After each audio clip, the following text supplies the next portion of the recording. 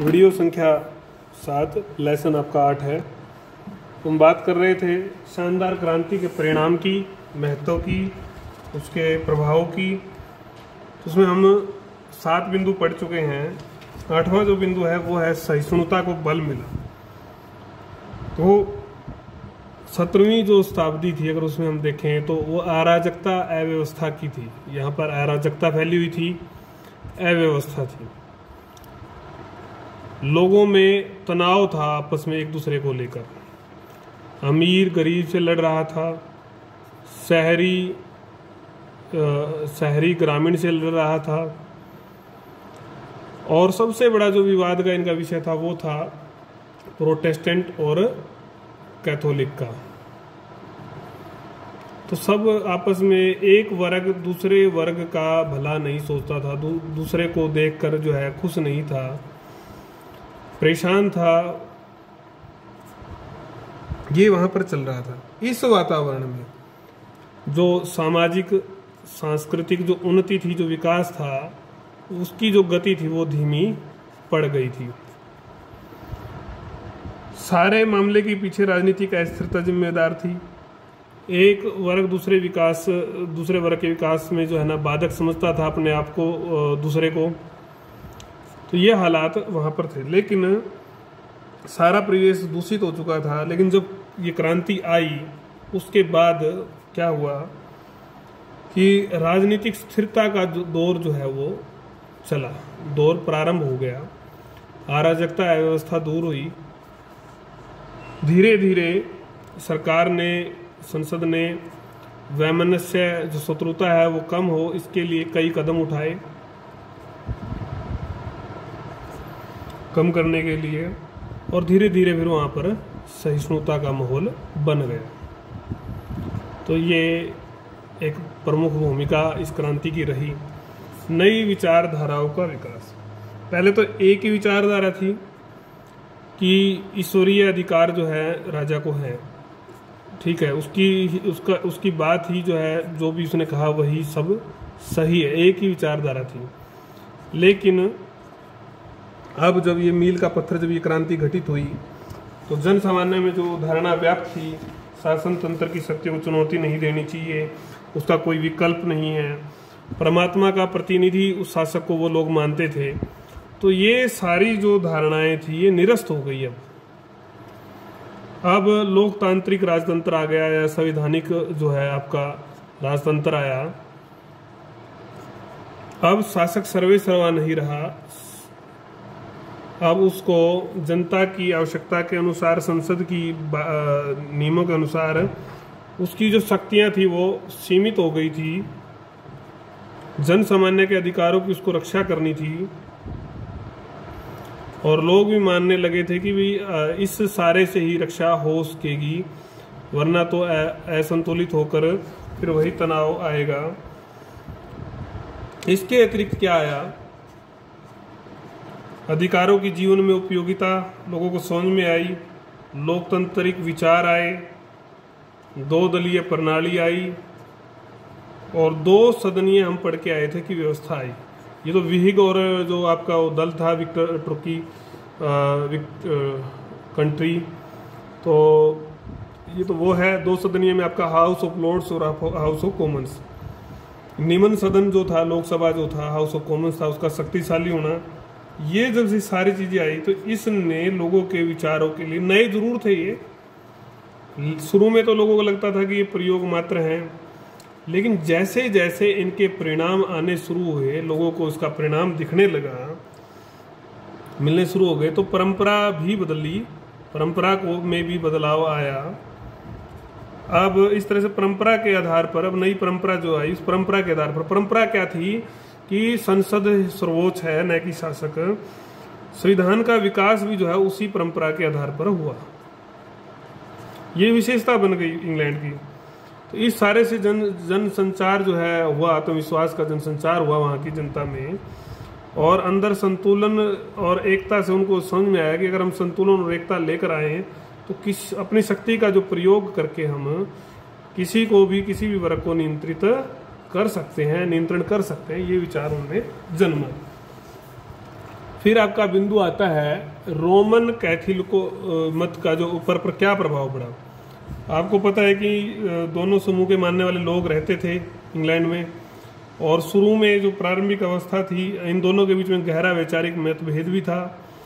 शुरू की अगर हम बात करते हैं क्रांति से पहले की, तो कैथोलिक को थोड़ी ज़्यादा सुविधाएं दी जा रही थी, ज़्यादा सुविधाएं, ज़्यादा अधिकार दिए गए, तो प्रोटेस्टेंट इस बात से नाराज थे। और जबकि प्रोटेस्टेंट अधिक थे, वो सोचते थे कि हम बहुसंख्यक होते हुए भी अल्पसंख्यक हो गए हैं यहाँ पर। तो 1658 की क्रांति के बाद, जब 1688 क्रांति के बाद जब संसद की सर्वोच्चता स्थापित हो गई, तो कैथोलिक जो है कमज़ोर हो गई, क्योंकि अब प्रोटेस्टेंट का राज है। क्योंकि एक बड़ा कारण था इस क्रांति के कारणों में से, ये भी एक बड़ा कारण था कि प्रोटेस्टेंट और इनके अधिकारों की बात, प्रारंभिक तौर पर तो काफ़ी प्रतिबंध इनके ऊपर रहे, लेकिन जब हमने भी बात की थी सहिष्णुता आई थी, तो उस सहिष्णुता में 1679 का एक अधिनियम था। उस अधिनियम के तहत इनको धार्मिक स्वतंत्रता दे दी गई थी, और ये नियम बना दिया गया था कि अन्य जो वर्ग के लोग हैं, अन्य पंथ के जो लोग हैं, वो भी ब्रिटेन में रह सकते हैं। तो इस कारण से इनको अधिकार मिले। लेकिन जो राजनीतिक प्रतिबंध थे वो बाद में भी जारी इनके ऊपर रहे। फिर भी कुल मिलाकर जो है रोमन कैथोलिक जो बहुत अत्याचार के यहाँ पर शिकार थे, उन्होंने राहत की सांस अब ली, क्योंकि अब उनको जान का खतरा नहीं रहा था। अब हम बात करते हैं कृषि और उद्योग पर क्या जो है इसका प्रभाव पड़ा। कृषि और उद्योग की अगर हम बात करें कि गौरवमयी क्रांति ब्रिटेन की व्यवस्था के लिए परिवर्तनकारी थी, और चीज़ों पर जैसे इसने परिवर्तन लाए, इसमें भी ये परिवर्तनकारी साबित हुई, काफ़ी प्रभावित किया इसने। कैसे? पहले जब अस्थिरता थी, तो अस्थिरता में तो प्रशासन पर ही ध्यान नहीं दिया जा रहा, तो कृषि और उस पर तो कैसे देते हैं, तो कोई ध्यान नहीं दिया गया। बल्कि जैसे ही राजा के ऊपर कोई आर्थिक भार आता, तो वो भार क्या करता, युद्ध के कारण से आता है या किसी उसकी अव्यवस्था के कारण से आता, तो सारा का सारा जो भार है वो राजा करों के रूप में जो कृषक के ऊपर डाल देता। कृषक और परेशान हो जाता, उद्योग जो है फैल हो जाते, कृषि की फैल हो जाती। तो अब संसद ने कृषि की तरफ ध्यान देना शुरू किया, संसद ने ध्यान दिया। अब तो ऐसे शासक आए जैसे कि अगर जॉर्ज प्रथम की बात की जाए तो इसको कृषक राजा बोलते थे लोग। क्या बोलते थे? कृषक राजा। मतलब इसने इतना ध्यान जो है दिया, इतनी भलाई का जो काम किया, ये कृषि का जो आधुनिकीकरण था और विकास का जो काम था, इसमें इसकी विशेष भूमिका थी जॉर्ज प्रथम की। लोगों में भी जागृति आई, लोगों ने भी धीरे धीरे जो है कई तरह के प्रयोग किए, कृषि क्रांति आ गई, इससे तकनीकी परिवर्तन भी किए। तो इस सारे से जो अर्थव्यवस्था थी, कृषि व्यवस्था थी, वो मजबूत हुई। मजबूत होने पर अतिरिक्त पूंजी भी जमा हुई। अतिरिक्त पूंजी को बाजारों में लगाया गया, उद्योगों पर लगाया गया। उद्योगों में लगाकर धीरे धीरे फिर तकनीकी और नए नए प्रयोगों की जो श्रृंखला थी, एक अभियान था, उस सब में नागरिकों ने भी पूरा साथ जो है दिया, कंधे से कंधा मिलाकर चले। नागरिकों का जब साथ आया तो अर्थव्यवस्था की मजबूती का जो है ये आधार बन गई कृषि और उद्योग भी। तो ये हमने तीसरा जो 11वां बिंदु पढ़ा, कृषि और उद्योग पर प्रभाव। अब हम बात करेंगे 12वां जो बिंदु है, अंतिम जो बिंदु है, व्यापार पर क्या प्रभाव पड़ा। जिस तरह से उद्योग पर युगांतरकारी क्रांतिकारी प्रभाव पड़ा, व्यापार पर भी विशेष प्रभाव पड़ा था। शुरू से ही अगर हम बात करें अभी व्यापार की, तो व्यापार का विकास इंग्लैंड में दिखाई देता है आधुनिक काल में। वाणिज्यवाद में के जो परिवर्तन जो समाज में हो रहे थे, उसमें ब्रिटेन पीछे नहीं था, ब्रिटेन आगे रहा। और इन आर्थिक परिवर्तनों में वहाँ के आंतरिक और बाह्य दोनों का जो है स्वरूप उसने बदला। आंतरिक और बाह्य व्यापार का दोनों का स्वरूप बदल गया। आंतरिक दृष्टि से अगर हम बात करें तो कृषि जो क्रांति आई अभी हमने पढ़ा था, और जो औद्योगिक क्रांति वहां पर आई थी, स्थानीय लोगों की आवश्यकताएं पूरी कर दी उसने। आवश्यकताएं पूरी की, कम खर्चे में बेहतर जिंदगी अब वहां के लोग जी सकते थे, ऐसी स्थिति वहां पर होगी। उन्होंने व्यापार की ओर अधिक ध्यान देकर, अब ज्यादा ध्यान दिया, ज्यादा जब काम किया तो क्या आया, अतिरिक्त माल का उत्पादन होने लगा। अतिरिक्त माल का उत्पादन होने लगा तो अब उसको कहीं बेचना था, खपत करनी थी तो बाजार चाहिए था,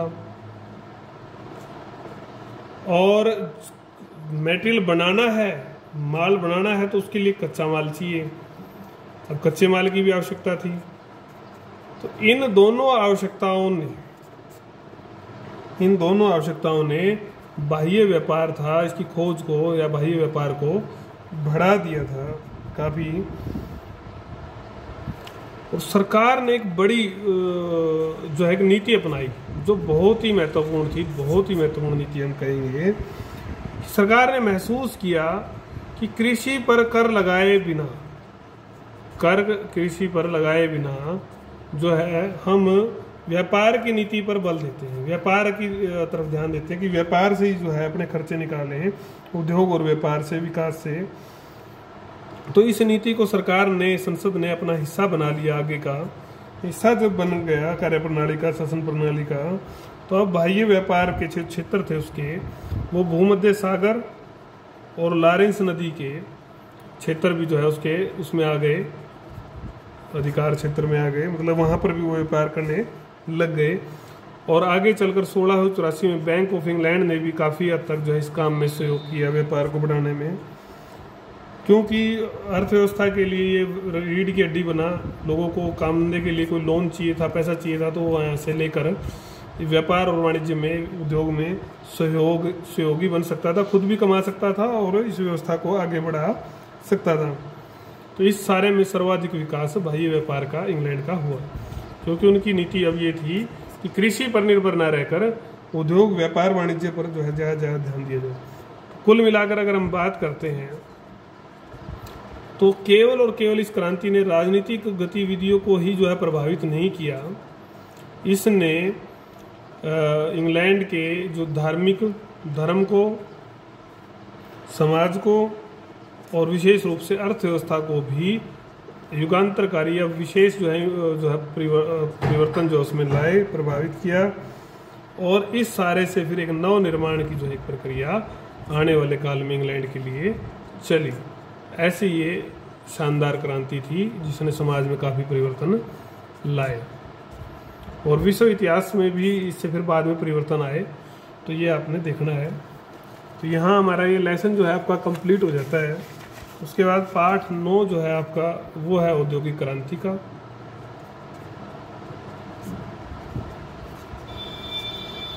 औद्योगिक क्रांति इंग्लैंड में ही विशेष रूप से हम इस संदर्भ में पढ़ेंगे, वहाँ पर क्या क्या उस औद्योगिक क्रांति के दौरान हुआ। और फिर आपका जो है इसमें औद्योगिक क्रांति का जो केंद्र है वो आपका एक मैप भी रहने वाला है। और उसके बाद फिर कृषि क्रांति, कृषि में क्या क्रांति आई, ये 10वां लेसन है आपका। और ये पढ़ने के बाद आपका जो सिलेबस है वो समाप्त हो जाएगा। अगर आप एक और मैप जो दिया हुआ है किताब में, कुछ किताब में दिया हुआ, कुछ में नहीं दिया हुआ, वो है यूरोप की पूंजीवादी शक्तियाँ, वो आप पढ़ ही चुके हो। तो 2 मैप आपके रहते हैं और 2 ही लेसन आपके रहते हैं।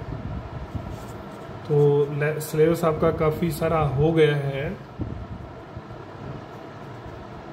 तो इसलिए आप जो है साथ के साथ जो है रिवीजन भी करें, क्योंकि बहुत छोटा लेक्चर दिया जाता है। बहुत छोटा लेक्चर देकर बहुत थोड़ा काम आपको रोज़ दिया जाता है। अगर रोज़ करेंगे तो निश्चित रूप से सक्सेस जो है आपको मिलेगी, परेशानी नहीं आएगी पेपर लिखते रहते। इस बात को ध्यान से समझ लें आप।